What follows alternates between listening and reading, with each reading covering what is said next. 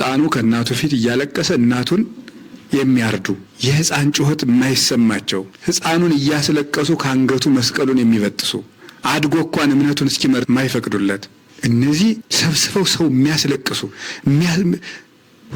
ክርስቲያኖችን ያላግጡባቸዋል። እያረዱ ቪዲዮ ያነሷቸዋል። በእሳት እያቃጠሉ ቪዲዮ ያነሷቸዋል። እንዲህ ሆኖ ምንም የማይነጋ ነው የሚመስላቸው። ቀን የማያልፍ ጉልበት የማይደክም ዘመን የማይተካ ነው የሚመስላቸው። በጣም ነው የሚገርመው። ግን ወይትረሃዋ ኆኃት ለእምፍጥረት ወጣት ቢያልቅ ካህን ቢታረድ ቤተክርስቲያን ቢቃጠል ሰው ቢሞት እግዚአብሔር የተዘጋ ከፍቶ ቤተክርስቲያንን ያስቀጥላታል። ላረዳችሁ ሰዎች ግን ወዮላችሁ፣ እግዚአብሔር ዋጋ ይከፍላል። የሚቃወም ይቃወመኝ፣ የሚጠላ ይጥላኝ፣ ቤተክርስቲያንን የሚጨርሳት የውስጧ ዘረኝነት። ክርስቲያን ታረደ ተብሎ ይጮሃል። እርስ በርሳችን ግን እኛ የተራረድ ነው አይበልጥም ወይስ? እግዚአብሔር ያሳያችሁ።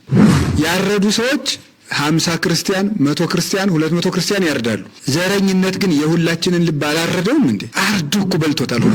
አሁን እንኳን ደግሞ ልባችን ለወንድማማችነት የተከፈተ አይደለም። ሂዱ፣ በቤተ ክህነት ሂዱ፣ በመምህራን መካከል፣ በመነኮሳት መካከል፣ በትልልቆቹም መካከል ዘረኝነት፣ እልም ያለ ዘረኝነት። ይሄ ልብ መቼ ነው የሚከፈት? ተከፈተም ደም እየፈሰሰ እንኳን ደግሞ አይከፈትም።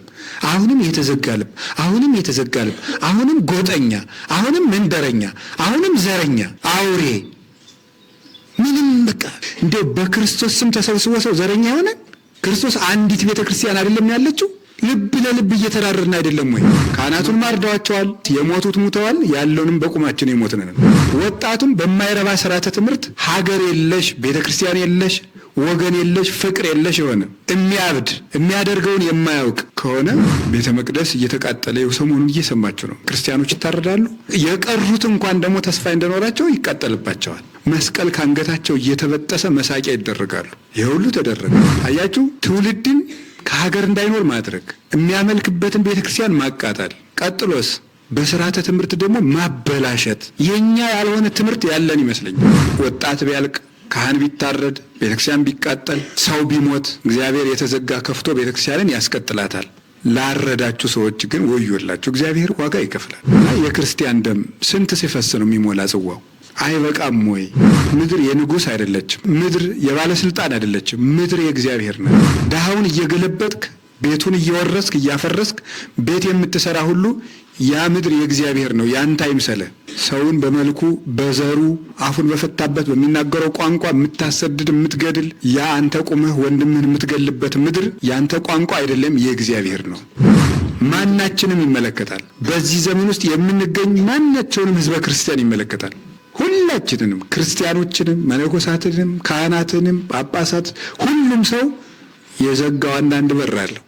እንኳን ችግራችን መፍትሄያችን አባልቶ ሊጨርሰን በመፍትሄ ላይ እንኳን አንድ ልብ የለንም። ትናንትን አናስብ፣ ዛሬ ምን እየተደረገ እንደሆነ አይገባን፣ ለነጋ እንዘጋጅና አናቅድ። አይምሯችን በሙሉ ተዘግቷችሁ ቢያንስ እንኳን ቁማችሁ ካልገባችሁ እያለቃችሁ ይገባችሁ፣ እየሞታችሁ ይገባችሁ። ሰው ከአራዊት የባሰ የሆነበት ዘመን የምናየው ይሄ ነው።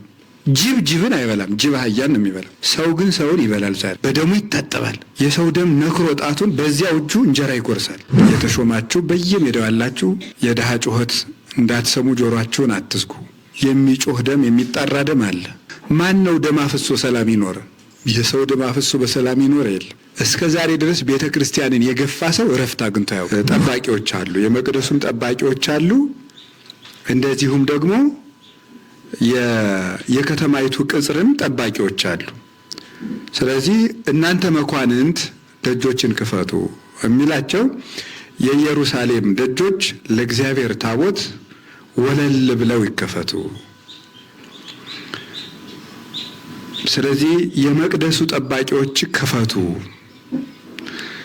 የመቅደሱ ጠባቂዎችም ክፈቱ፣ የከተማይቱ ጠባቂዎችም ክፈቱ። ቤተ መንግስቱንም ቤተ ክህነቱንም ነው ቅዱስ ዳዊት የሚያዘው።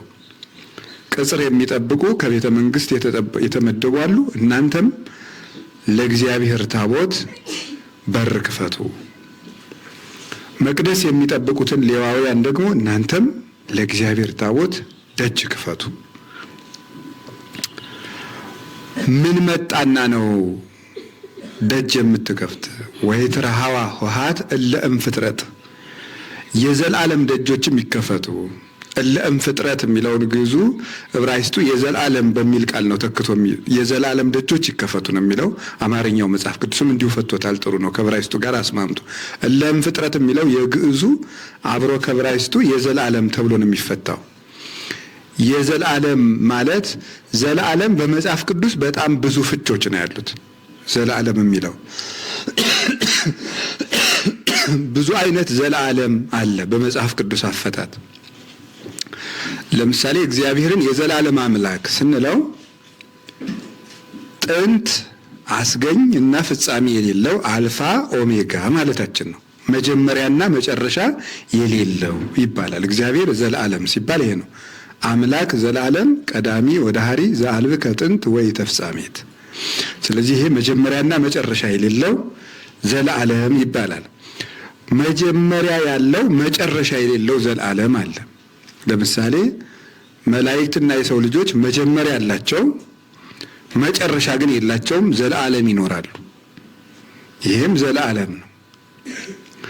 ሶስተኛ ደግሞ ዘላለም ማለት ረጅም ጊዜ ማለት ነው። በመጽሐፍ ቅዱስ ዘላለም ሲባል ረጅም ጊዜ፣ ለምሳሌ ለዘላለም ቅጥሮችሽን አጸናለሁ ሲላት ኢየሩሳሌምን ለረጅም ጊዜ ማለት ነው፣ ለብዙ ዘመን ማለት ነው። ስለዚህ ረጅም ዘላለም ተብሎ ሲገኝ እንደሱ ተብሎ ይተረጎማል፣ እንደየአውዱ ይፈታል። ከዚህ የተነሳ የዘላለም ደጆች የሚላቸው ይከፈታል ተብሎ የማይታሰብ ይደረጋል ተብሎ የማይታሰብ ነገር ሲደረግ ነው የዘላለም ደጅ የሚለው። በቃ የተዘጋ ነገር አይሆንም የተባለን ነገር ነው በዚህ አንቀጽ የሚነግረው። መዝሙር 23 ላይ የዘላለም ደጆች የተባሉት አይሆንም የተባሉት ይሄ እኮ በአራት ነጥብ ተዘግቷል የሚባል ነገር ነው። አይሆንም የተባሉ ነገሮች ናቸው የዘላለም ደጆች የሚላቸው። በኋላ እናመጣቸዋለን ምን ማለት እንደሆኑ እነማን እንደሆነ የዘላለም ደጆች የሚላቸው። አይሆንም የተባለ ነገር በእግዚአብሔር ይከፈታል ነው። ሰው የዘጋው ነገር በእግዚአብሔር ይከፈታል። በሰው አይቻልም የተባለ ነገር ነው የዘላለም ደጆች የሚባሉት። የዘላለም ደጆች የሚላቸው ለዚህ ነው። በቃ ፈጽሞ ያለቀ ነገር፣ ቁርጥ ድርስ ነገር፣ የተመተረ ነገር ማለት ነው። እንደሱ ያለው የዘላለም ደጅ ይባላል። ስለዚህ ወይባ ንጉሠ ስብሐት የክብር ንጉሥም ይግባ ይላል። የክብር ንጉሥ የሚለው እግዚአብሔርን ነው። የክብር ንጉሥ የሚለው እግዚአብሔርን ነው። መኑ ውእቱ ንጉሠ ስብሐት፣ እንደው ማን መጣና ነው እነዚህ ደጆች የሚከፈቱት ሲባል አይሆንም የተባለን ነገር የሚያደርግ የክብር ንጉሥ እግዚአብሔር እግዚአ ኃያላን ውእቱ ዝንቱ ንጉሠ ስብሐት። አይሆኑም የተባሉ ነገሮችን የሚያደርግ አይደረጉም የተባሉ ነገሮችን የሚፈጽም ያለቁ ነገሮችን የሚያስቀጥል የኃያላን መላእክት ፈጣሪ እግዚአብሔር ነው እንጂ ሌላ ምን ይሆናል? ማን ይሆናል ብሎ ይመልስላቸዋል። ስለዚህ የክብር ንጉሥ እግዚአብሔር ነው እያለ ዳዊት ራሱ ንጉሥ ነው እኮ፣ ግን የክብር ንጉሥ እግዚአብሔር ነው። የምድር ንጉሥ ክብሩ እግዚአብሔር ካልሆነ በስተቀር ክብር የለውም። የክብር ንጉሥ እግዚአብሔር ነው። ታቦቱ ሲገባ እግዚአብሔር በታቦቱ ላይ ይገባል። ስለዚህ የክብር ንጉሥ ይግባ የሚለው ታቦቱ ሲገባ በታቦቱ ላይ ያደረው እግዚአብሔር ስለሚገባ ነው። ለእግዚአብሔር ዙፋን በር ይከፈት፣ እግዚአብሔርም ገብቶ ይደር። እኛ እንኳን ሟቾቹ መንበር ኑሮን ለእኛ በር ይዘጋል ይከፈትልናል። ለክብር ንጉሥ ለእግዚአብሔርማ እንዴት በር አይከፈትም ይላል እና እግዚአብሔርን የክብር ንጉሥ ያለው የባህሪ ክቡር ስለሆነ ነው። ፍጡር ግን የክብር ንጉሥ አይባልም። ክብሩን ከአፋ ያገኘው ነው። እግዚአብሔር የሰጠው ነው። ሰዎች ያከበሩት ነው። ዘውዱን አንጥረኛ ሰርቶለት ነው። በትረ ወርቁን አንጥረኛ ሰርቶለት ነው። ካባ ላንቃውን ባለሙያዎችን የሰሩት ሐር የፈተሉለት ባለሙያዎች ናቸው። የወርቅ ምንጣፍ የሰሩለት ባለሙያዎች ናቸው። በወርቅ የተንቆጠቆጠ መንበር አዳራሽ የሰሩለት ሰዎች ናቸው። ስለዚህ የንጉሥ ክብር በሰው እጅ ነው። አጨብጭቦ የሾመ አጨብጭቦ ይሽረዋል። ወዶ የሾመው ጠልቶ ይሽረዋል። ስለዚህ ከሰው የተገኘ ክብር መልሶ በሰው ይወሰዳል። እግዚአብሔር ግን ከማንም ክብርን ያልተቀበለ የባህሪ ንጉሥ ስለሆነ የክብር ንጉሥ የሚባለው እግዚአብሔር ነው። ክብሩ የማይለወጥ የሚያከብረው ቢጠፋ ክብር የማይቀርበት፣ የሚያከብረው ቢበዛ ክብር የማይጨመርለት ክብሩ የራሱ የሆነ ክቡር እግዚአብሔር ነው። የክብር ንጉሥ እግዚአብሔር ይግባ። እግዚአብሔር ሲገባ ሰዎች ሁሉ በእግዚአብሔር ይከብራሉ እና ቅዱስ ዳዊት በኋላ ታቦተ ጽዮን ከመጣች በኋላ ሁለተኛ ሳሙኤል ምዕራፍ 6 ላይ እንደምናነበው ክብሩን ጥሎ ዳዊት የቤተ መንግስቱን ልብስ ሁሉ አውልቆ እንደ እብድ ሲዘል የነበር ክብሩ እግዚአብሔር ስለሆነ ነው። ክብሩ እግዚአብሔር ስለሆነ የሚያስከብረውን ልብሱን ሁሉ ጥሎ ነው የዘመረው። የኔ ክብር እግዚአብሔር ነው ብሎ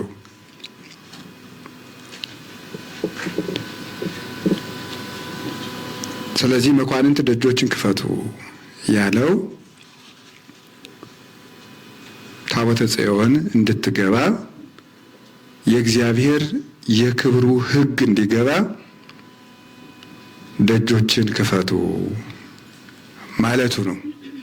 እግዚአብሔር ያከበረው ንዋያተ ቅድሳት ሲገባ የእግዚአብሔር በረከት ይገኛል። እንግዲህ አንደኛ ሳሙኤል ምዕራፍ 4 ላይ ቅድም በሰጠዋችሁ ምዕራፍ ታቦተ ጽዮን ስትወጣ ታቦተ ጽዮን ተማርካ ስትሄድ የኤሊ ምራቱ የልጁ ሚስት ልጅ ወልዳ ነበረ። ያንን ልጅ ምንድን ነበር ያለችው? ስሙን ዊቦርኮ ኢቦት ነው ያለችው። ይሄ ወደ አማርኛ ሲተረጎም ክብር ከእስራኤል ለቀቀ ማለት ነው። ክብር ከእስራኤል ለቀቀ ማለት ነው። ምክንያቱም ታቦተ ጽዮን የእስራኤል ክብራቸው ናት። በታቦቱ ላይ እግዚአብሔር ስላለ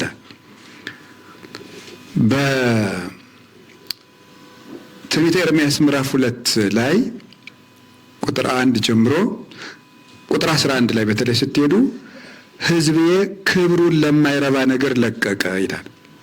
ለወጠ። ሕዝቤ ክብሩን ለማይረባ ነገር ለወጠ ይላል። ስለዚህ ሕዝቤ የሚላቸው እስራኤልን ነው። የእስራኤል ክብር ደግሞ ማን ነው? እግዚአብሔር ነው። ክብሩን ለማይረባ ነገር ለወጠ ያለው እኔን ማለቱ ነበር እግዚአብሔር። አሁን አንደኛ ሳሙኤል ምዕራፍ 4 ላይ የኤሊ ሴት ምራቱ ለልጇ ክብር ከእስራኤል ለቀቀ ያለችው ታቦተ ጽዮን በመማረኳን ከሰማች በኋላ ነው። ክብር ያለችው እግዚአብሔርን ነው። በታቦቱ ላይ እግዚአብሔር ስላለ ነው። በታቦቱ ላይ እግዚአብሔር ስላለ የእግዚአብሔር ታቦት ስትማረክ የእግዚአብሔር ክብር ከታቦቱ ጋር ከእስራኤል ይለቃል ማለት ነው። የእግዚአብሔር ክብር ሲጎላቸው ታቦቱን በመሸከማቸው ሕዝብ ያከብራቸው ይሰገድላቸው የነበሩ ካህናት እንደምን አምንቴ በየሜዳው እየተደፉ ወደቁ፣ ሞቱ ማለት ነው። የሜዳ አራቱ ነው ቀሩ። ምክንያቱሳ ክብራቸው እግዚአብሔር ስለሆነ በታቦቱ ላይ የሚያድረው እግዚአብሔር ክብራቸው ስለሆነ ክብር ከእስራኤል ለቀቀ ተባለ። መጀመሪያም ራሱ ሕዝቤ ክብሩን ተወ ብሎ ያንን ክብር ደግሞ ሲናገር ምንድን ነው ያለው? ሕዝቤ ክብሩን ለማይረባ ነገር ለወጠ ካለ በኋላ እግዚአብሔር ምንድን ነው ያ ክብራቸው ምንድን ነው ብለን ስንጠይቀው ወሃደጉን ይኪያየ አዘቅተ ማየ ሕይወት ወከረዩ ካልአተ አዘቃተ ንጹፋተ የሕይወት ውሃ የምሆን እኔን ተውኝ፣ ውሃ የማይገኝባቸው ሌሎች ምንጮችንም ቆፈሩ ይላል። ስለዚህ ክብር ብሎ የጠራው እግዚአብሔር እሱን ነው ማለት ነው። የእስራኤል ክብራቸው እግዚአብሔር ነው። የሚያዋርዳቸውም እግዚአብሔርን መልቀቅ ነው። ስትሄድ ክብር ከእስራኤል ለቀቀ አለ። አሁን ስትመጣ ደግሞ ዳዊት ምን አለ? የክብር ንጉሥ ይግባ አለ። ለቆ የነበረው የክብር ንጉሥ እግዚአብሔር በታቦቱ በኩል ይግባ ማለት ነው። እስራኤል ድል ሲነሱ ሲሸነፉ የነበሩት የእግዚአብሔር ክብር ሲጎላቸው ነው። የእግዚአብሔር ክብር ሲጎላቸው ይሸነፋሉ። የእግዚአብሔር ክብር አብሯቸው ሲሆን ግን በወንዝ ፊት ግርማ አላቸው። የእግዚአብሔር ባሪያ ሙሴ በባህሩ ፊት ለፊት በቆመ ጊዜ ባህር ሸሽታ ተከፍላለች። ኢያሱ ፊቷ ላይ በቆመ ጊዜ ተከፍላለች። ምን ጊዜም እግዚአብሔር አብሯቸው በቆመ ቁጥር ፍጥረታት ሁሉ ያከብሯቸው ነበረ። የእግዚአብሔር ክብር በታቦቱ ላይ ሲኖር፣ በመቅደሱ ላይ የእግዚአብሔር ክብር ባደረ ጊዜ ማለት ነው።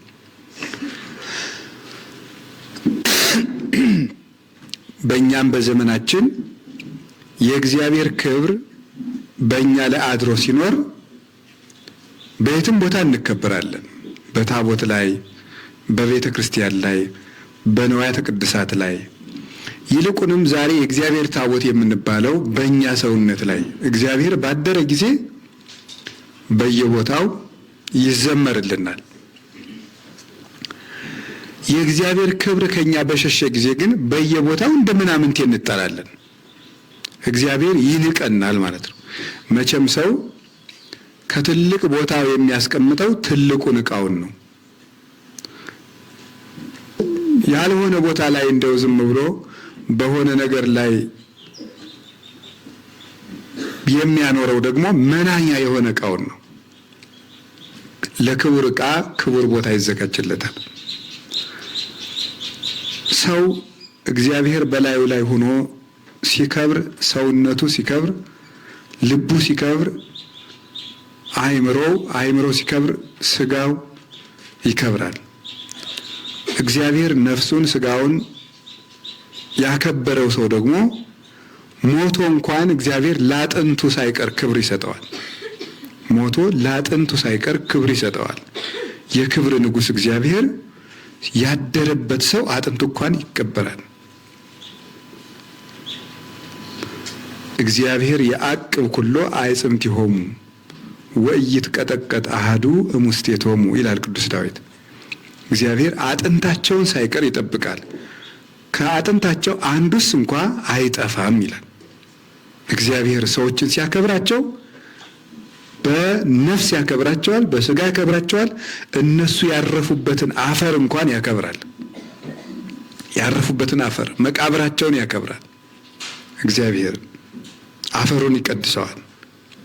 የእግዚአብሔር ነቢይ ያረፈበት ቦታ አፈሩ ተከብሮ በዚያ የሞተው ሰው እንኳን ከሞተ በኋላ በአጥንቱ ረድቶታል። ከሞተ በኋላ በመጽሐፍ እንደተጻፈልን እና የክብር ንጉሥ ይግባ ያለው የክብር ንጉሥ እግዚአብሔር ነው። እግዚአብሔር ሰማያትን ቀድሶ አክብሯል። ሰው መላእክትን አክብሯል። ሰዎችን ባሪያው በመልኩ አክብሯል። ከዚያ በኋላ ወዳጆቹን እየመረጠ አክብሯል። እግዚአብሔር ከነካው አፈር ይከብራል፣ ሀገር ይከብራል። አሁን ኢየሩሳሌም የምትባል ከነዓን የምትባል ሀገር እኮ በቃ ሄዶ ላያት ሰው ኢየሩሳሌም ወንዟም ወንዝ ነው፣ አፈሯም አፈር ነው፣ ዛፏም ዛፍ ነው፣ አየሯም አየር ነው፣ ኦክሲጅኑም ኦክሲጅን ነው፣ ውሃም ውሃ ነው። የእግዚአብሔር ዓይን ሲያርፍበት ግን ሀገር ከሀገር ይበልጣል። ሀገር በእግዚአብሔር ይከብራል። የምድር እምብርት ያሰኛት እግዚአብሔር ቢያያት እንጂ የሚበልጧት የለመለሙ የሜሶፖታሚያ ከተሞች አሉ።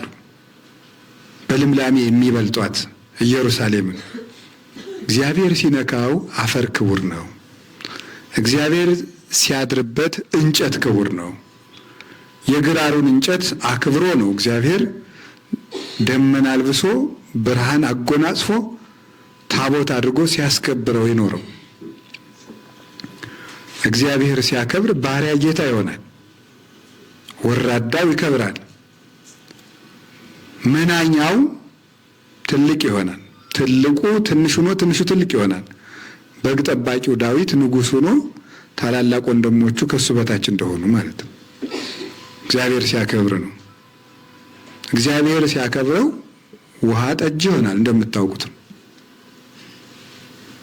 ውሃ ጠጅ ይሆናል። አፈር እምነት ይሆናል።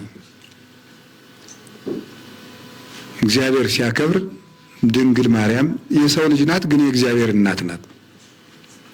እግዚአብሔር ሲያከብር ሁሉ ይከብራል። ክብረ እግዚአብሔር የሀብ ነውረ እንዳለ ሰሎሞን በመጽሐፉ የእግዚአብሔር ክብር ነውርን ሁሉ ይሰውራል።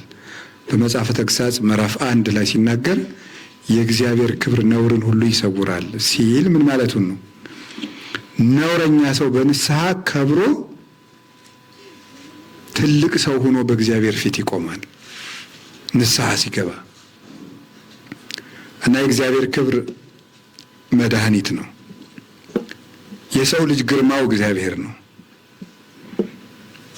ያን የሚመለከት ነው። ሁለተኛው መኳንንት ደጆችን ክፈቱ የሚለው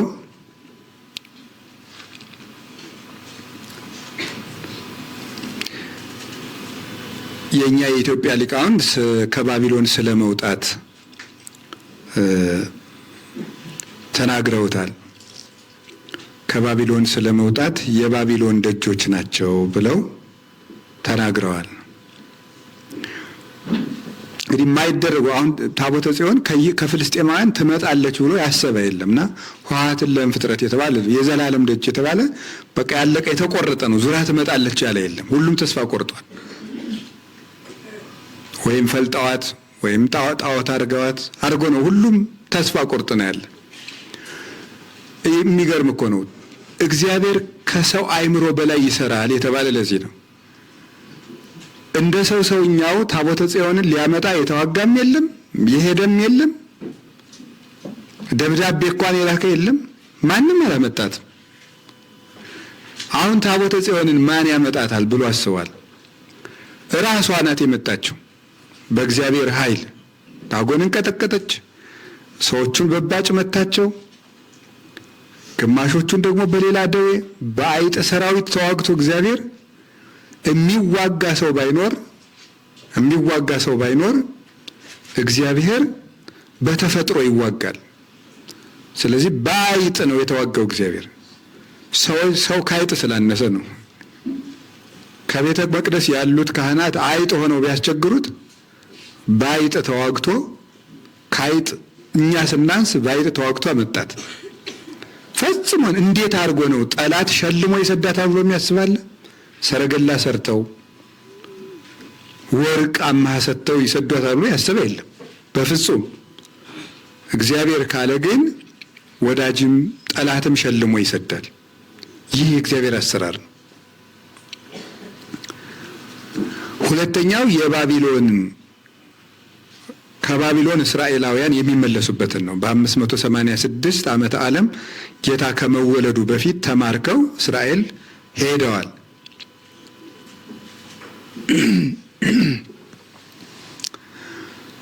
እና ባቢሎን ሄደው ሲማረኩ እስራኤል ከባቢሎን ይወጣሉ የሚለው ተስፋ ሁሉ ያለቀ ነበረ። የተቆረጠ ተስፋ ነው። ምክንያቱ ደግሞ 4 ነው። እስራኤል ከባቢሎን አይመለሱም የሚለውን ተስፋ የሚዘጋው 4 ምክንያት ነው። የመጀመሪያው በንጉሳቸው አማካይነት እንዳይመለሱ ንጉሳቸው ተገሏል፣ ሴዴቅያስ። እንደውም ዓይናቸው እያየ ዓይኑን አውጥቶ ነው የወሰደው። ሴዴቅያስን የባቢሎን ንጉስ ናቡከደነጾር ዓይኑን አውጥቶ በገመድ እየጎተተ ነው ባቢሎን ይዞት ሄደ። ይሄ ምን ማለት ይመስላችኋል? ሁለተኛ ከእስራኤል ንጉስ ለመሆን የሚያስብ ሰው ካለ ምን ይጠብቀኛል እያለ እንዲያስብ ነው። ዓይኔ ይወጣል እያለ እንዲያስብ ነው የተፈለገው ማለት ነው። ለእስራኤል ንጉስ ሆኖ መሾም ዓይን ያስወጣል ያስገድላል ብሎ እንዲያስብ ነው። በሕዝብ ፊት እንደዚያ ማድረጉ እየጎተተ መውሰዱ ሁለተኛ ማንም ሰው ለእስራኤል ንጉስ ሆናለሁ ብሎ እንዳያስብ፣ ብታስብ የእሱ ጣፋንታ ይደርስብሃል ማለት ነው። ስለዚህ ማንም ሰው ተሹሞ ያወጣናል የሚል ተስፋ እንዲቆርጡ ነው እንደዛ የተደረገባቸው። ይሄ ኆኃትን ለእምፍጥረት ነው፣ የተዘጋ ደጅ ነው። ፈጽሞ ገሌ ያወጣናል የሚባል ተስፋ የላቸውም። ሁለተኛ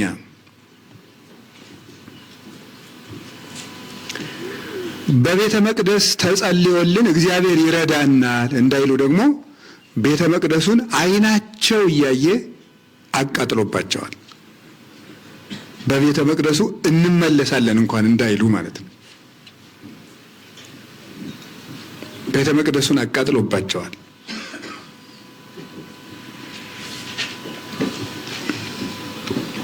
አሁን በጸሎት እንኳን እንድናለን ደግሞ ማለት አይችሉም።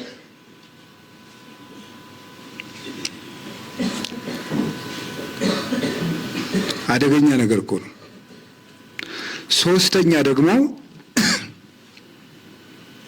እንዲሁ ምናልባት በቃ እንዲሁ በዘመን ብዛት በሆነ ምክንያት የሚራራ ንጉሥ እንኳን ተነስቶ እንመለሳለን እንዳይሉ ደግሞ ሀገራቸው ላይ ፋርሳውያን መጥተው ሰፍረውበታል። ስልምናሶር በተለይ አምጥቶ ሌሎች የፋርስ ሰዎችን አምጥቶ በእስራኤል ሀገር አስፍሮበታል። ስለዚህ ብንመለስስ የት እንገባለን ብለው ያስባሉ። ሀገራቸው የሰው ሀገር ሆኗል ማለት ነው። ንጉሥ ወጥቶ እንዳያመጣቸው በፍጹም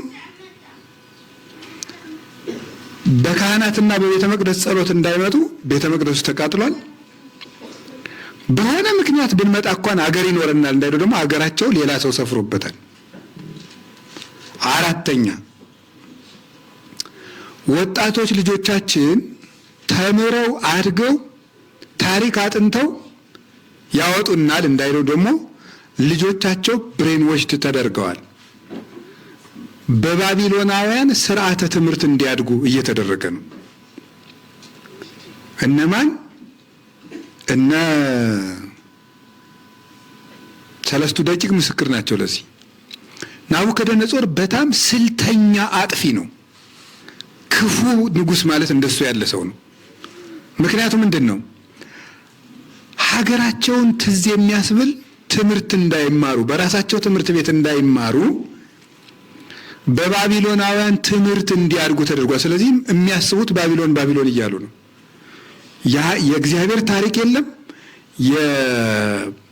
የሀገራቸው ታሪክ የለም፣ የወገናቸው ታሪክ የለም፣ ምንም የለም። ያንን እንዲረሱ ደግሞ ትምህርት ቤቱ የሚመች አመጋገብ ያለው ትምህርት ቤት ነው። ጠጅ የሚጠጣበት፣ ጮማ የሚቆረጥበት። ስለዚህ የእስራኤል ከባቢሎን መመለስ ጨርሶ የተዘጋ ደጅ ነው ማለት ነው። ሊከፈት የማይችል ደጅ ነው። ይሄንን ማንም ሊከፍተው አይችልም። በአራት መቆለፊያ የተቆለፈ ነው። ወይ ንጉሥ አያወጣቸው፣ ወይ ሀገራቸው ነፃ አይደለም፣ ወይ በቤተ መቅደሱ ተማጽነው አይወጡም ተቃጥሏል፣ ወይ ደግሞ ልጆቻቸው እንኳ አድገው እንኳን ሀገር እንዳያስታውሱ ልጆቻቸው በባዕድ ትምህርት የታጠቡ ናቸው። እንደዚያ ነው የሆኑት። ይሄ የተዘጋ ደጅ ነው። እግዚአብሔር እንኳ ይረዳናል እንዳይሉ ደግሞ እግዚአብሔር ይረዳናል እንዳይሉ እግዚአብሔር የማይረዳ የማያሸንፍ ለአምልኮቱም የማይቀና መሆኑ እንዲታወቅ ምንድን ነው ያደረገው? የኢየሩሳሌም ንዋያተ ቅድሳት ወስዶ ከባቢሎናውያን ዕቃ ቤት ውስጥ ወስዶ የጨመራቸው። እዚያ ውስጥ ተዳፍነዋል። ጭራሽ የእሱ የልጅ ልጅ የናቡከደነጾር የልጅ ልጅ ብልጣሶር ምንድን ነው ያደረገው? በኢየሩሳሌም በቤተ መቅደሱ ንዋያተ ቅድሳት ያላግጥባቸው ጀመር። ዓይናቸው እያየ ያላግጥባቸዋል። ሕዝብ ተስፋ የሚቆርጠው እንዲህ ያለ ነገር ሲበዛ ነው። እንዲህ ያለ ነገር ሲበዛ ምን ነገስታት እንደው ሞተዋል፣ ሀገራችን እንደው ተወርሷል፣ ልጆቻችንም እንደዚህ በጭንቅላታቸው ተሰልቧል። እግዚአብሔር እንኳን ይረዳናል እንዳንል የራሱ ንዋያተ ቅድሳት እንኳን እንዲህ ማላገጫ ሲሆን መልስ የማይሰጥ እግዚአብሔር ብለው ተስፋ እንዲቆርጡ ተደረገ ማለት ነው። አሁን ማን ቀረ? ቤተ መንግስቱም ጠፍቷል፣ ቤተ ክህነቱም ጠፍቷል፣ ልጆችም ጠፍተዋል፣ ሀገርም ጠፍቷል። ቢያንስ እግዚአብሔር ቀርቶ ነበር። እግዚአብሔርን ማላገጫ ሲሆን አዩት ማለት ነው። በጣም የሚያሳዝን እንዲህ ያለ አጣብቂኝ ውስጥ መግባት ነው። እንደምታውቁት ማላገጫ ሰክሮ ብልጣሶር ምንድን ያደረገው? እስኪ አባቴ ከኢየሩሳሌም ተሰርቀው ያመጣቸውን ንዋያተ ቅድሳት አምጡ፣ ፈትፍተን እንብላበት፣ ቀርተን እንጠጣበት ብሎ ማላገጥ ጀመረ። እንደዚህ ያደረገ። ይሄ እንግዲህ ምን ይሆናል? አሁን ህዝብ ይሄን ሲያይ ምን ይቀርለኝ ይላል። በእኛም ዘመን ያለው ነገር ይሄ ነው ስታዩት። እውነት ለመናገር ሰው ይገደላል። ክርስቲያን መሆን ማፈሪያ እስኪሆን ድረስ ክርስቲያን ይገደላል፣ እስኪያሳፍር ድረስ። በቃ ክርስቲያን መሆን መሞቻ ተብሎ እስኪቆጠር ድረስ ሰው ይሞታል፣ ሰው ይታረዳል፣ ሰው ይገደላል፣ ካህናት ይታረዳሉ። እንደምታዩት እንደዚሁ ዘመን ያን ጊዜም ካህናት ታረዱ፣ ዛሬም ካህናት ይታረዳሉ። ቤተ መቅደሳቸው ይቃጠላል፣ ቤተ መቅደስ ይቃጠላል። ዛሬም እንደምትሰሙት ነው። በየቀኑ መከራን የጠገበ ጆሮ ነው ያለን በእውነት ማለት ነው። የምንሰማው ነገር ሁሉ የሰው ደም፣ ነፋሱ ሁሉ የሚሸተው የሰው ደም ነው። ቃላት ሁሉ በሰው ደም የተለወሱ ናቸው።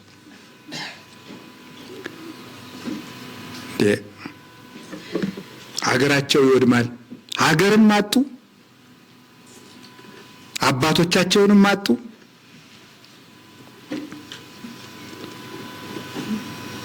መጽሐፎቻቸውንም አጡ፣ ንዋያተ ቅድሳትንም አጡ፣ ልጆቻቸውንም ያጡ። ይሄ ነገርስ ምንም የማያደርግን ነገር አለ? እነሱ ሀገራቸውን አጥተዋል። ሰው ባለበት ሀገር እንደ ባለ ሀገር ካልኖረ ምን ይባላል? የግድ እኮ ወደ ሌላ ሀገር ተሰዶ መሄድ አይደለም።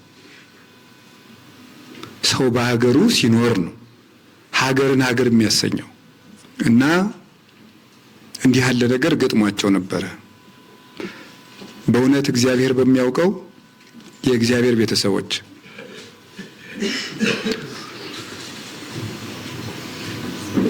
የሆነ ነገር ተቃጥሎ ካለፈ በኋላ አመዱ አጠገብ ቆሞ ስለ እሳቱ ታሪክ ማውራት እንዴት ቀላል ነው። በእሳቱ ታሪክ ውስጥ ማለፍ ግን አስቸጋሪ ነው። የአባቶቻችን ዘመን ስንተርክ ኖር፣ እኛው ውስጥ እሳቱ ሲነድ ግን ማለፍ እያቃተን ነው። ይሄ በእነሱ ዘመን የሆነው ነው። ሀገር ማሳጣት፣ አንድ ሰው ሀገር መንሳት፣ እግዚአብሔር ሰይጣን እንኳን እንዲኖር በፈቀደለት ምድር ሰው እንዳይኖር ማድረግ። እግዚአብሔር ሰይጣን በምድር እንዲኖር ፈቅዶለታል። ከሰይጣን የበለጠ ክፉ የለም። የእግዚአብሔርን አምልኮ የሚገዳደር፣ መቅደሱን ለማርከስ የሚሮጥ፣ ሰዎችን ከሰማይ ጉዟቸው አሰነካክሎ የሚደፋ ክፉና አመፀኛ ወንበዴ የእግዚአብሔር ጠላት ነው። ዲያብሎስ በሚኖርበት ምድር እንዴት ሰው ይከለከላል? በጣም ነው የሚያሳዝነው። ታውቃላችሁ፣ ሰው ከአራዊት የባሰ የሆነበት ዘመን የምናየው ይሄ ነው። አንበሳ አህያን ይበላል፣ ፍየልን ይበላል፣ በግን ይበላል እንጂ አንበሳን አይበላም። እባብ ሰውን ይነድፋል እንጂ እባብን አይውጥም። ዘንዶ ዘንዶን አይበላም። የለም ይሄ በታሪካቸው። ጅብን አይበላም፣ ጅብ አህያን ነው የሚበላው። ሰው ግን ሰውን ይበላል። ዛሬ ሰውን ይበላል፣ በደሙ ይታጠባል። የሰው ደም ነክሮ ጣቱን በዚያው እጁ እንጀራ ይቆርሳል። በጣም የግፍ ዘመን ውስጥ ነው ያለነው። ሀገር ማሳጣት ነውር ነው። ሀገር ሰው አላስኖርባት ካሉ እሷ ደግሞ መልሳ ትክዳለች። ምድር የከዳለት ዋስ የላትም። ምድር ትፈርዳለች። ይገርማቸዋል።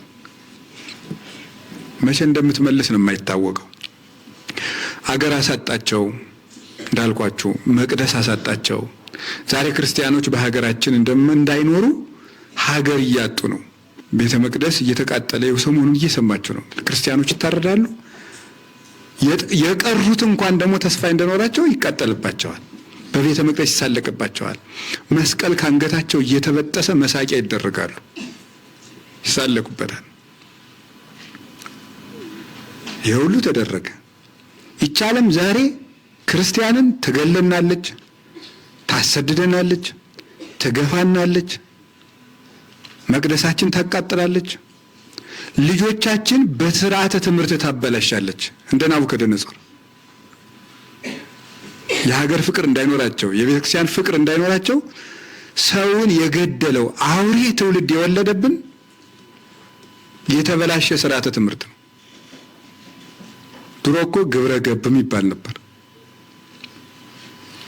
በሰላም ይኖራል። ምን አይነት ትምህርት ተምሮ ተመርቆ ምን አይነት አውሬ በኢትዮጵያ እንደተወለደ አላውቅም እኔ። አያችሁ፣ ትውልድን ከሀገር እንዳይኖር ማድረግ፣ የሚያመልክበትን ቤተክርስቲያን ማቃጠል፣ ቀጥሎስ በስርዓተ ትምህርት ደግሞ ማበላሸት። የኛ ያልሆነ ትምህርት ያለን ይመስለኛል። ሰው ከዝንጀሮ መጣ የሚል ትምህርት ከመጣ ወዲህ ነው እንደ ዝንጀሮ መግደል፣ ሰው መግደል እየቀለለ የመጣው። ትምህርት ሰውን ይገላል፣ ትምህርት ሰውን ያድናል። እውነቴን ነው። ከዚያ በኋላስ አላገጡበት። በታቦቱ ላይ ማላገጥ አሁን ዛሬ ያላግጣል። ማንም ሰው እየተነሳ ታቦቱን ማርኮ ታቦቱን ወደ ባቢሎን ባይወስደውም የታቦቱን ንዋያተ ቅድሳት የመቅደሱን ንዋያተ ቅድሳት በሙሉ ወስዶ ቀለደበት። ዛሬ በክርስቲያን ገሎ ዛሬ የሐዲስ ኪዳን የመንፈስ ቅዱስ ታቦቶች ክርስቲያኖች ናቸው። ክርስቲያኖችን ያላግጡባቸዋል። እያረዱ ቪዲዮ ያነሷቸዋል። በእሳት እያቃጠሉ ቪዲዮ ያነሷቸዋል። ያላግጣሉ። እንዲህ ሆኖ ምንም የማይነጋ ነው የሚመስላቸው። ቀን የማያልፍ ጉልበት የማይደክም ዘመን የማይተካ ነው የሚመስላቸው። በጣም ነው የሚገርመው። ግን ወይትረሃዋ ሆሃት ለም ፍጥረት የዘላለም ደጆች ይከፈቱ ማለት አይሆንም ያላችሁት መከራ በእናንተ ይመጣባችኋል። አይሆንም ያላችሁት ረፍት ለእግዚአብሔር ሕዝብ ይሰጣል። ይህን ነው ዳዊት የሚላቸው። የዘላለም ደጆች ማለት አልቋል ነው በአራቱም ማለት። አሁን እኛስ ቢሆን ምን ማየት እንችላለን? እንዳልኳችሁ ነው። ካህናቱን ማርደዋቸዋል። እኛም ቢሆን በዚህ ዘመን ያለነው ካህናት የሞቱት ሙተዋል፣ ያለውንም በቁማችን የሞትን ነን። በቤተ ክህነትም ተስፋ ከተቆረጠ፣ በቤተ መንግስቱም ተስፋ ከተቆረጠ፣ ወጣቱም በማይረባ ስርዓተ ትምህርት ሀገር የለሽ ቤተ ክርስቲያን የለሽ ወገን የለሽ ፍቅር የለሽ የሆነ የሚያብድ የሚያደርገውን የማያውቅ ከሆነ ምን ይደረጋል? በእግዚአብሔር ንዋያተ ቅድሳት ሲላገጥበት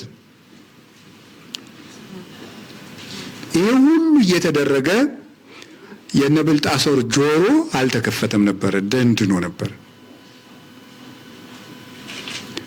እና ዳዊት የሚላቸው ይሄንን ደጅ ይከፈታል። እግዚአብሔር ይሄ ሁሉ በዚህ ሁሉ መንገድ ጠርቅማችሁ ብትዘጉትም ይሄንን በጣጥሶ ከፍቶ ለሕዝቡ እረፍት መስጠት የሚችል አምላክ ነው።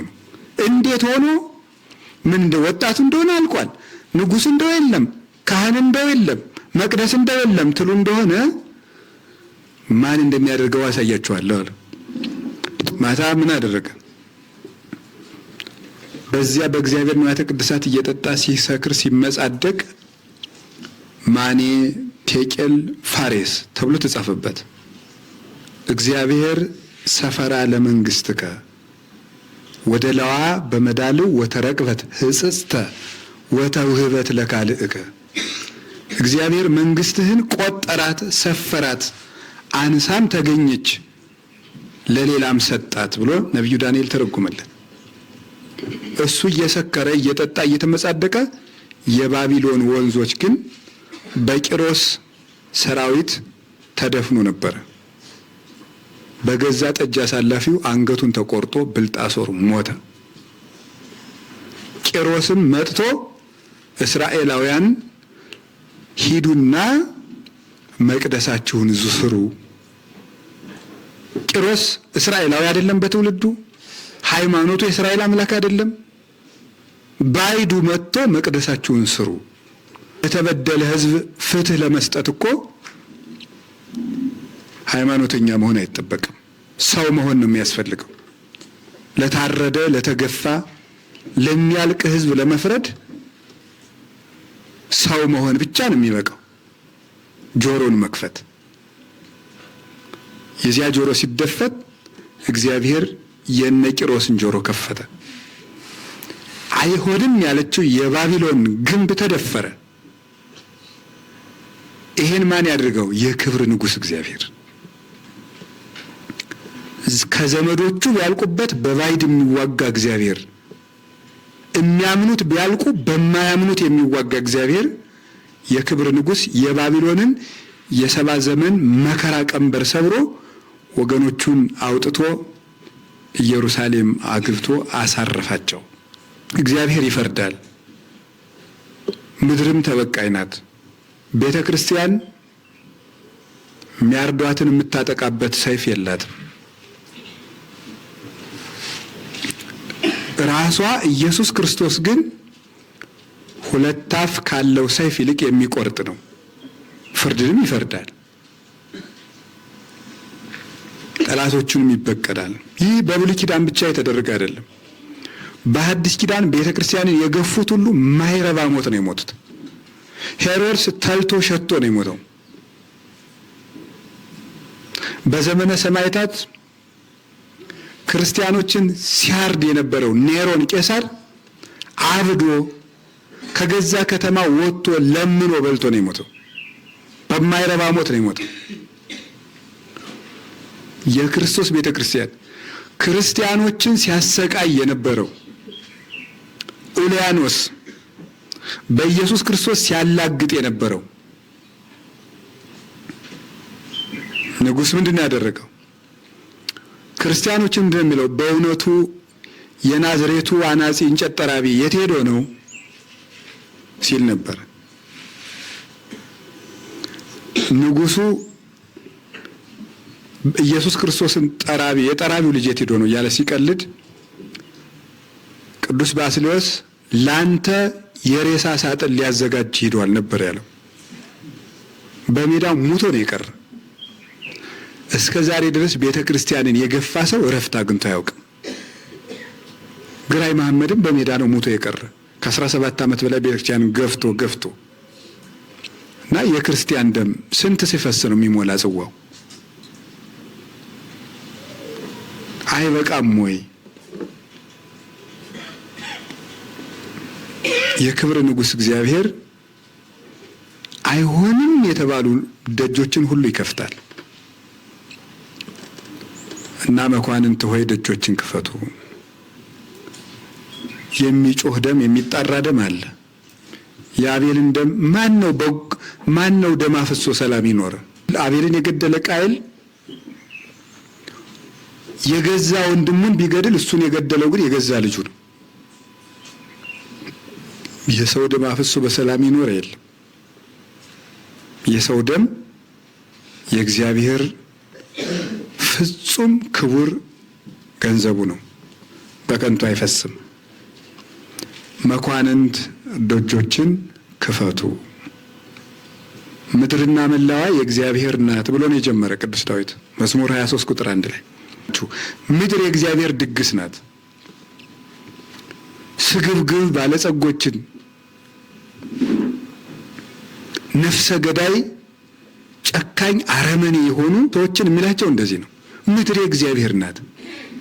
ድሃውን እየገለበጥክ ቤቱን እየወረስክ እያፈረስክ ቤት የምትሰራ ሁሉ ያ ምድር የእግዚአብሔር ነው፣ ያንተ አይምሰልህ። ሰውን በመልኩ በዘሩ በተወለደበት ቋንቋው አፉን በፈታበት በሚናገረው ቋንቋ የምታሰድድ የምትገድል ያ አንተ ቁመህ ወንድምህን የምትገልበት ምድር ያንተ ቋንቋ አይደለም፣ የእግዚአብሔር ነው። ምድር የእግዚአብሔር ናት። መኳንንት ደጆችን ክፈቱ፣ ምድር የእግዚአብሔር ነው።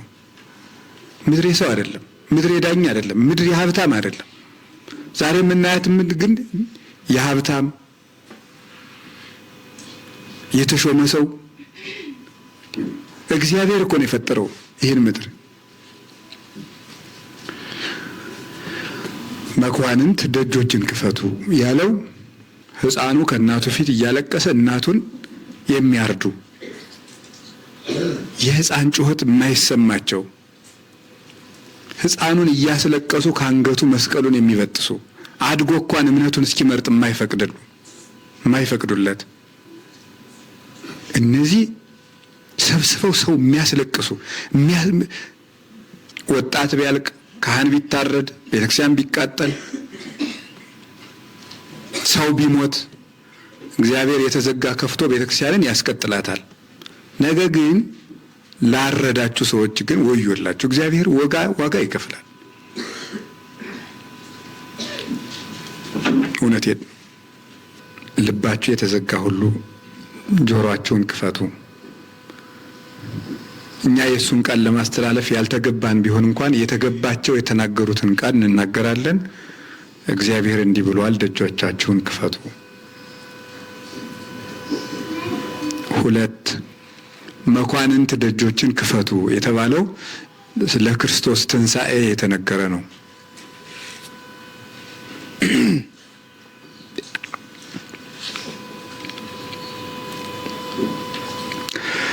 በክርስቶስ ትንሣኤ ጊዜ መኳንንት ደጆችን ክፈቱ የተባለው መኳንንት የተባሉ አጋንንት ናቸው። ደጆች የተባሉ ዕዳ ወይም ፍዳ፣ ሞት፣ እርግማን እነዚህ ናቸው። አጋንንት የሰው ልጅ ቆልፈው የያዙባቸው ደጆች የሚባሉት ዕዳ ወይም ፍዳ፣ መርገም፣ ሞት እነዚህ አጋንንት ሰውን የዘጉበት ቁልፍ ነው። ስለዚህ አርህቡ ኆኃተ መኳንንት ደጆችን ክፈቱ ማለት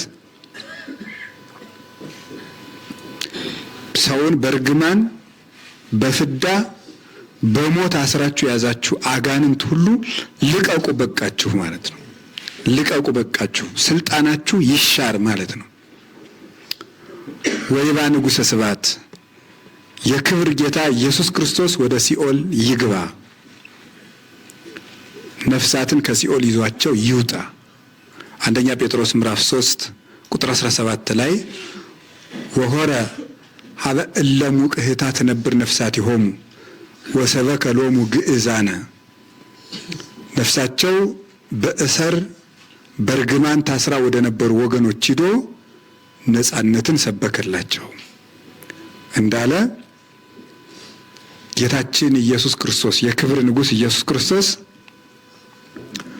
ወይትረሃዋ ኆኃት ለም ፍጥረት የማይቻሉ ነገሮች ናቸው። የማይቻሉ ነገሮች የማይቻሉ የሲኦል ደጆችን በትንሣኤው ከፍቷል።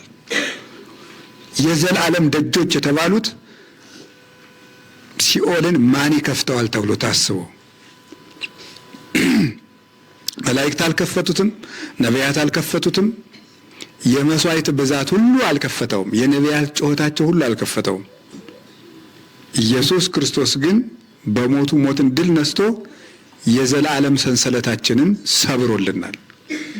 የክብር ንጉሥ እሱ ነው። ወቀጥቀጠ መናስክተ ዘሐጺን የብረት መዝጊያዎችን ሰብሯል ያለው ለዚህ ነው። ስለዚህ መኳንንት ደጆችን ክፈቱ ማለት አጋንንት ይበቃችኋል። በክርስቶስ ጊዜ የተሰጠው ሕይወት፣ ነጻነት እነዚህ ሁለቱ በትንሣኤው አብስሮልናል። የዘላለም ሕይወት ሰጥቶናል። ከርግማንና ከዕዳ ነጻ አውጥቶናል ክርስቶስ። አሁን ሁላችን ነጻ ፍጡሮች ነን። ምንም ዕዳ የሌለብን ነፃ ፍጡራን ሆነናል። መኳንንት ደጆችን ክፈቱ። ጌታችን ኢየሱስ ክርስቶስ በዕለተ ዓርብ ሞቶ ያደረገልን ትልቁ ስራው ማንም ተደምሮ የማይከፍተውን የማንም ክንድ ተሰብስቦ የመላእክት ክንድ፣ የነቢያት ክንድ፣ የሰው ልጆች ክንድ፣ የአበው ክንድ ሁሉ ተሰብስቦ ቢደመር የማይነቀንቀውን የብረት መዝጊያ ሰብሮ የነጻነትን በር ከፍቶልናል። አሁን ጌታችን ኢየሱስ ክርስቶስ ለሁላችን ነጻነትን ሰጥቶናል። የዘላለም ሕይወትን አጎናጽፎናል። በትንሣኤው ያገኘነው ጸጋ ይህ ነው። መኳንንት ደጆችን ክፈቱ ያለው ይሄንን ነው። ሁለተኛው መኳንንት ደጆችን ክፈቱ የተባለው ለጌታችን ለኢየሱስ ክርስቶስ ዕርገት ነው። መኳንንት ደጆችን ክፈቱ የተባለው ይህ ደግሞ መኳንንት ተብለው የተጠሩት ቅዱሳን መላእክት ናቸው። ቅዱሳን መላእክት መኳንንት ተብለዋል። የዘላለም ደጆች የሚባሉት ምንድን ናቸው ሲባል የሰው ልጅ ከዚያ በፊት ወደ ሰማያት ወጥቶ አያውቅም። የሰው ስጋ ማለት ነው። የሰው ስጋ ወደ ሰማያት ወጥቶ አያውቅም። የክብር ንጉሥ ኢየሱስ ክርስቶስ። ስለዚህ ክርስቶስ ስጋ ለብሶ ሲሄድ መላእክት ተደንቀዋል። መኑ ውእቱ ዝንቱ ንጉሠ ስብሐት። ስጋ ለብሶ ስጋ ወደዚህ አሁን ክርስቶስ ወደ ሄደበት ቦታ ስጋ ሄዶ አያውቅም። ስጋ ለብሶ ወደዚህ ወደ ላይኛው ግርማ የሚመጣ ይህ ማን ነው ብለው ይህ የመላእክት ጥያቄ ነው። የክርስቶስ ዕርገት ለመላእክት ጭምር ያስደነቀ ድንቅ ነገር ነው። ክርስቶስ አረገ የሚባለው ነገር እንዲሁ ዝም ብሎ ታሪክ አይደለም። ለፍጥረት ሁሉ ድንቅ ስራ ክርስቶስ አንድ ያደረገው ዕርገቱን ነው። ለዚህ ነው በትንቢተ ኢሳይያስ ምዕራፍ 9 ቁጥር 6 ላይ ድንቅ ተብሎ የተጠራው ስሙ መንክር ተብሎ የተጠራው ለዚህ ነው። ክርስቶስ ድንቅ የሚባለው አንዱ ዕርገቱ ነው። ምክንያቱ ለምን መሰላችሁ? እግዚአብሔር በጣም ሁለት ድንቆችን ተመልከቱ። አንደኛው እግዚአብሔር ወርዶ የሰው ልጅ መሆኑ ነው። ሁለተኛው የሰው ስጋ ሄዶ በእግዚአብሔር መንበር መቀመጡ ነው። ይህ ሁለት ድንቅ ነው። እግዚአብሔር የሰው ልጅ ይሆናል ማለት ለአእምሮ አስጨናቂ ነገር ነው። ክርስትናን ከምንም በላይ የፍቅር ሃይማኖት የሚያስብለው ይሄ ነው። ምክንያቱሳ ንጉሥ ባሪያ ወዶ የባሪያን መልክ ይዞ መጣ ማለት ፍጹም ልዩ ፍቅር ስለሆነ ነው። ሊታሰብ የማይችል ፍቅር ነው። ንጉሥ ባሪያ ወዶ የባሪያን መልክ ያዘ እንዴት ሊሆን ይችላል? ያውም የሰማይ ንጉሥ ማለት ነው። ክርስትና እግዚአብሔር ፍቅር ነው የሚል ብቸኛ እምነት ነው። ለምን? እግዚአብሔር ፍቅር ሆኖ ለሕዝቡ ሞተ የሚባል እዚህ ነው። ከሰማይ ወረደ። በጣም በዚህ ሲገርመን ደግሞ ሁለተኛው ምን ይሆናል? የኛ ስጋ እግዚአብሔር ሆነ። ይህ የማይታሰብ ነገር ነው። በተዋሕዶ በእግዚአብሔር መንበር ተቀመጠ እና ሰማያትን ሰንጥቋቸው ሲሄድ ይህ የኛ ስጋ 3 ክንድ ከስንዝር ቁመት ያለው በጠባብ ደረት በአጭር ቁመት የተወሰነ በናዝሬት ተመላልሶ ያደገ የሰው ልጅ የሆነ ይህ ስጋ በኪሩቤል ጀርባ ለመቀመጡ ወጥቶ ሲሄድ መኑ ውእቱ ዝንቱ ንጉሠ ስብሐት፣ ማን ነው ይሄ?